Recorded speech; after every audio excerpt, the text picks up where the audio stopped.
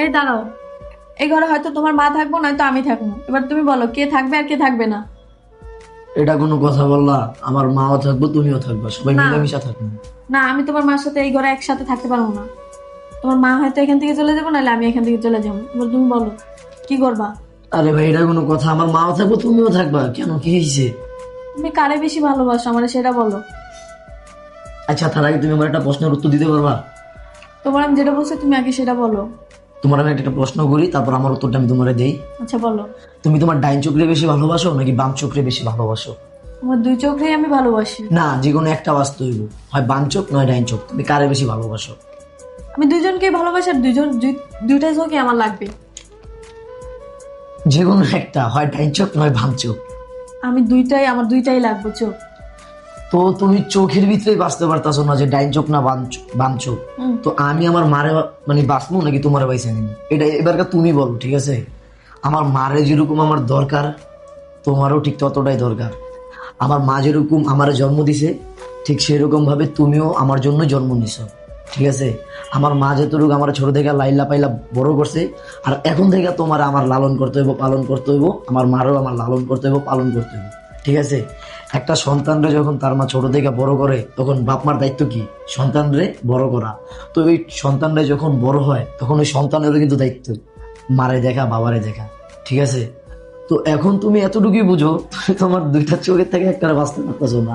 তো আমি কিভাবে আমার মা থেকে, আমার বউ থেকে একটা পয়সা নিব? এটা কোনোদিনও সম্ভব? তুমি বলো, সম্ভব? না। তো এইটাই, আমার মা যদি তোমার সাথে কোনো অপরাধ করে, হইতেই পারে, মুরব্বী লোক, তুমি হচ্ছে আধুনিক যুগের। যেরকম তোমার ফেসবুকে একটা আইডি আছে, টিকটকে একটা আইডি আছে, আমার মার কিন্তু ওরকম নাই। আমার মা কিন্তু ওরকম বুঝে না, বুঝলেও কম বুঝে, ঠিক আছে? তো এইটাই, হয়তোবা তাদের সাথে তোমার বনবো না, কিন্তু একটা কথা মাথায় রাখবা, তুমিও কিন্তু একদিন শাশুড়ি হইবা, ঠিক আছে? আজ না হও, 10 বছর পরে হও। তো তুমি গাছের ছোট থেকে যেরকম পাইলা বড় করবা, গাছ ঠিক তোমার ওইভাবেই ফল দিব। তো এখন যদি তুমি শাশুড়ির সাথে খারাপ ব্যবহার করো, যখন তুমি শাশুড়ি হইবা, তখন তোমার বউ কিন্তু তোমার সাথে খারাপ ব্যবহার করবো।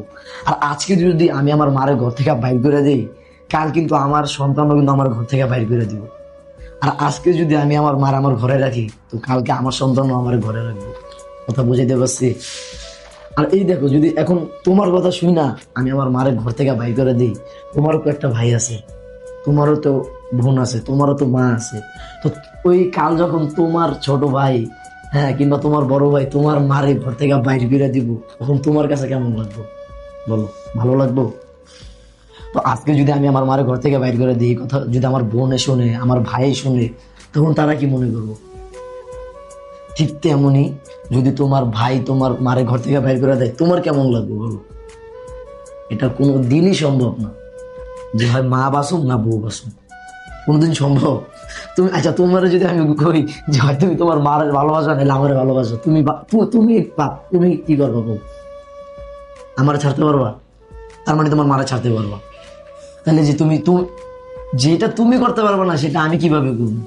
এটা কি আদৌ সম্ভব?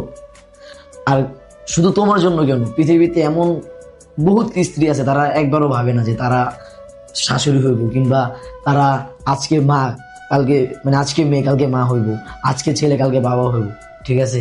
তো দেখেন, এটা একটা স্ক্রিপ্টেড ভিডিও, আমরা একটা বাস্তব কাহিনী থেকে এই ভিডিওটা আপনাদের মাঝে শেয়ার করলাম, ঠিক আছে? তো কখনোই মা থেকে ছেলেকে আলাদা করা কিংবা মা থেকে মেয়েকে আলাদা করা সম্ভব না। তো এই কাজগুলো কেউ কোনোদিন করবেন না, ঠিক আছে?